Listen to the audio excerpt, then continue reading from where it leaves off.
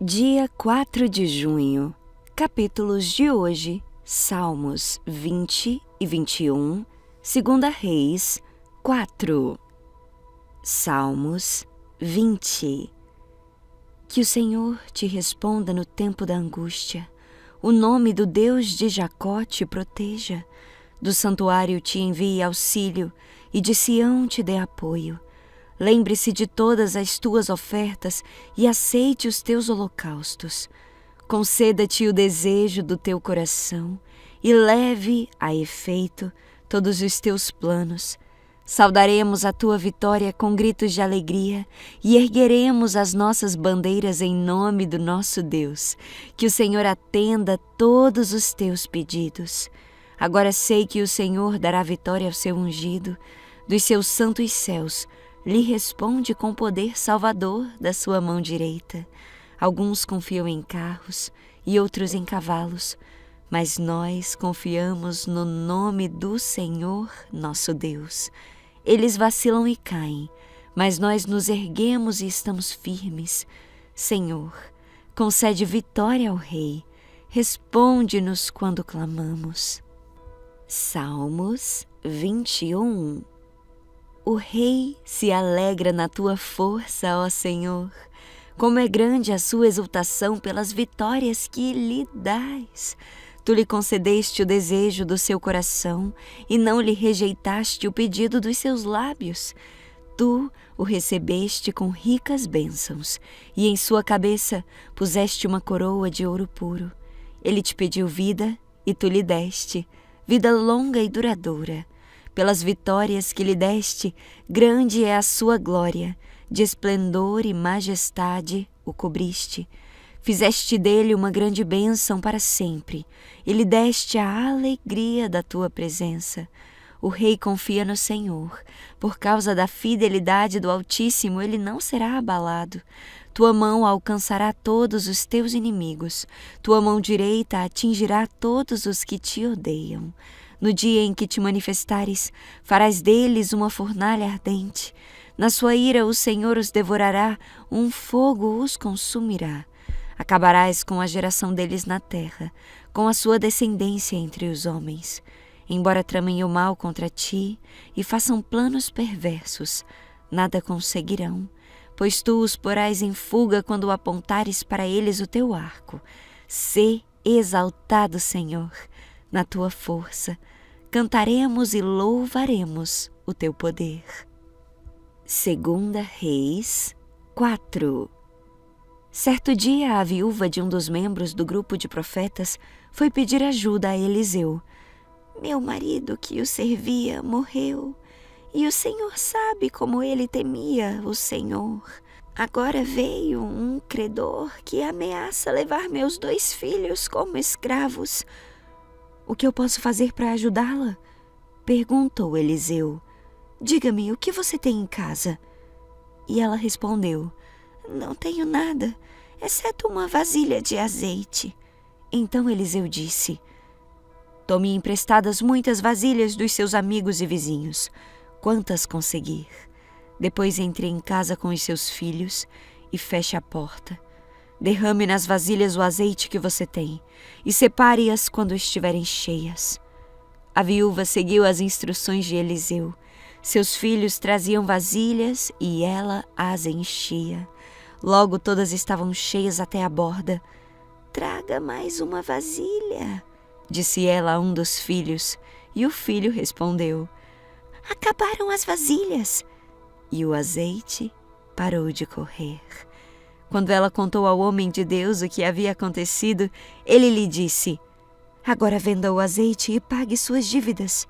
Você e os seus filhos poderão viver do que sobrar. Certo dia, Eliseu foi à cidade de Sunem. Uma mulher rica morava na cidade e o convidou para fazer uma refeição em sua casa. Depois disso, sempre que ele passava por lá, parava na casa dela para comer. A mulher disse ao marido, sem dúvida esse homem que sempre passa por aqui é um santo homem de Deus. Vamos construir um quartinho para ele no terraço e mobiliá-lo com uma cama, uma mesa, uma cadeira e uma lâmpada. Assim, Quando ele passar por aqui, terá um lugar para ficar. Um dia Eliseu voltou a Sunem e subiu ao quarto para descansar. Disse a seu servo Geazi: chame a sunamita. Quando ela veio, Eliseu disse a Geazi: diga-lhe, somos gratos por sua bondade e seu cuidado conosco. O que podemos fazer por você? Podemos falar em seu favor ao rei ou ao comandante do exército? Ela respondeu: não, minha família cuida bem de mim. Mais tarde Eliseu perguntou a Geazi: o que podemos fazer por ela? Geazi respondeu: ela não tem filhos e o marido é idoso. Eliseu disse: chame-a de novo. A mulher voltou e, enquanto ela estava à porta do quarto, Eliseu lhe disse: ano que vem, por esta época, você estará com um filho nos braços. Não, meu senhor, exclamou ela. Por favor, homem de Deus, não me dê falsas esperanças. Mas, de fato, a mulher ficou grávida. No ano seguinte, naquela mesma época, teve um filho como Eliseu tinha dito. Certo dia, quando o menino estava mais crescido, saiu para acompanhar o pai que estava no campo com os ceifeiros. De repente, o menino gritou: ai, que dor de cabeça! Seu pai disse a um dos servos: leve-o para casa para a mãe dele. O servo levou o menino para casa e a mãe o segurou no colo. Mas por volta do meio-dia, ele morreu. Ela o carregou para cima e o deitou na cama do homem de Deus. Fechou a porta e o deixou ali. Então enviou um recado para o marido: mande um dos servos e uma jumenta, para que eu vá depressa falar com o homem de Deus e volte em seguida. Porque hoje não é a festa da lua nova nem sábado? Perguntou o marido. Ela, porém, respondeu: não se preocupe.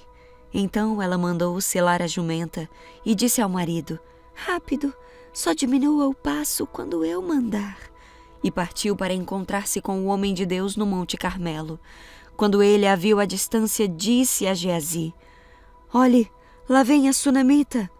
Corra a seu encontro e pergunte: está tudo bem com a senhora, com seu marido e com seu filho? A mulher respondeu: sim, está tudo bem. Mas quando ela chegou ao homem de Deus no monte, abraçou os pés dele. Geazi quis afastá-la, mas o homem de Deus disse: deixe-a em paz. Ela está profundamente angustiada, mas o Senhor não me revelou o motivo. Então a mulher disse: acaso eu lhe pedi um filho, meu senhor? Não lhe disse que não me desse falsas esperanças? Eliseu disse a Geazi: prepare-se para viajar. Pegue meu cajado e vá. Não cumprimente ninguém pelo caminho. Quando chegar, coloque o cajado sobre o rosto do menino. Mas a mãe do menino disse: tão certo como vive o Senhor, e tão certo como a sua própria vida, não voltarei para casa se o Senhor não for comigo. Então Eliseu voltou com ela. Geazi foi à frente e pôs o cajado sobre o rosto do menino, mas não aconteceu nada. Não havia sinal de vida. Geazi voltou para encontrar-se com Eliseu e lhe disse: o menino ainda não despertou. De fato, quando Eliseu chegou, o menino estava morto deitado em sua cama. Eliseu entrou sozinho no quarto, fechou a porta e orou ao Senhor. Depois, deitou-se sobre o corpo do menino e colocou sua boca sobre a dele, seus olhos sobre os dele e suas mãos sobre as dele. Enquanto se estendia sobre ele, o corpo do menino começou a se aquecer. Eliseu se levantou, andou de um lado para o outro no quarto e em seguida se estendeu novamente sobre ele. Dessa vez o menino espirrou 7 vezes e abriu os olhos. Eliseu chamou Geazi e lhe disse: chame a sunamita. Quando ela entrou, Eliseu disse: aqui está o seu filho.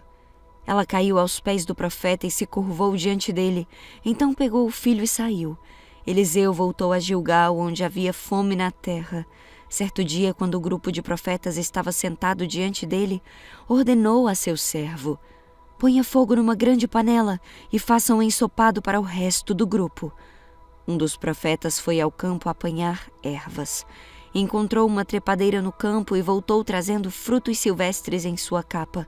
Cortou os frutos em pedaços e os colocou na panela sem saber exatamente o que eram.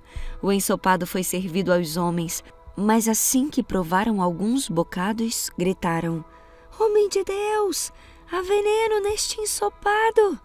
E não puderam comê-lo. Eliseu disse: "Tragam-me um pouco de farinha." Jogou a farinha na panela e disse: "Agora podem comer." E o ensopado não lhe fez mal. Outro dia, um homem de Baal, Salissa, trouxe comida para o homem de Deus: 20 pães de cevada feitos dos primeiros grãos da colheita e também grãos frescos. Eliseu disse: "Distribua entre o povo para que comam." "Como vamos alimentar 100 pessoas só com isso?" perguntou seu servo. Mas Eliseu repetiu: "Distribua entre o povo para que comam, pois assim diz o Senhor: todos comerão e ainda sobrará." E quando distribuíram o alimento, houve suficiente para todos e ainda sobrou, como o Senhor havia dito.